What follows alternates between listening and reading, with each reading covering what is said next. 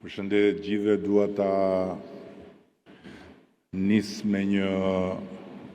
përshëndetje veçantë për zonjën që foli përpara meje, sepse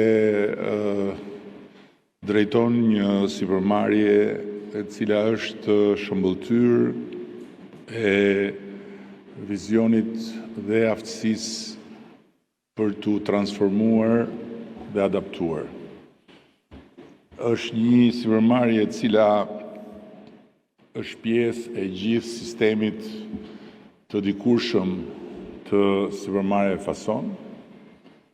ku faktikisht ne kemi mundur të vërejmë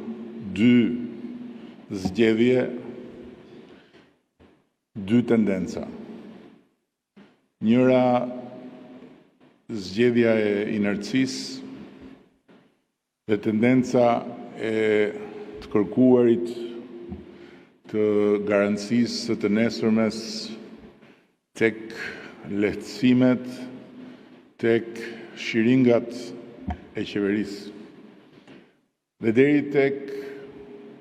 kërkesa për të mbështetur financiarisht këto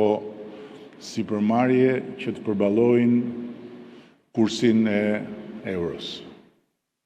Natyrisht që kjo është një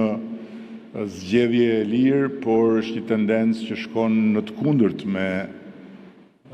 procesin e pakthyeshëm edhe të pandalshëm të transformimit tërësor të ekonomisë në përballje me sfidat jashtëzakonisht komplekse të integrimit në tregun e përbashkët evropian. Zgjedhja tjetër është zgjedhja që ka bërë zonja dhe disa kompani të tjera, ku tendenca nuk ka qenë si të mbrohemi, por si të dalim përtej kufive që na imponon situata ku jemi, dhe si të inovojmë, të transformojmë dhe të adaptohemi. Dhe faktikisht, sot, sipërmarrja e saj, si të gjitha sipërmarrjet që kanë bërë këtë zgjedhje, janë në një nivel tjetër. Janë në një nivel tjetër dhe kanë provuar që guximi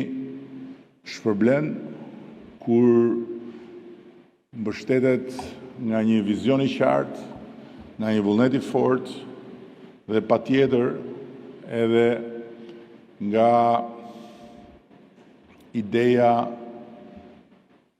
që e ardhmja nuk ndalet, ajo vjen, dhe e shkuara nuk kthehet, ajo ka ikur. Këtu jemi pikërisht për këtë, për të ardhmen që nuk ndalet sepse vjen, dhe për të shkuarën që nuk kthehet sepse ka ikur. Dhe pikërisht për t'ju gjendur pranë bizneseve në këtë përballje me të ardhmen që po vjen me shpejtësi tani më dhe në mënyrë të pandalshme, që është antarësimi në Bashkimin Evropian, ne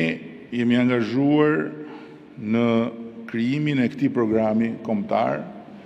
të cilin do ta mbështesim edhe me ekspertizën e UNDP-s, që do të angazhojë në funksion të programit ekspertë të mirë informuar dhe të mirë përgatitur për të asistuar sipërmarrjen shqiptare.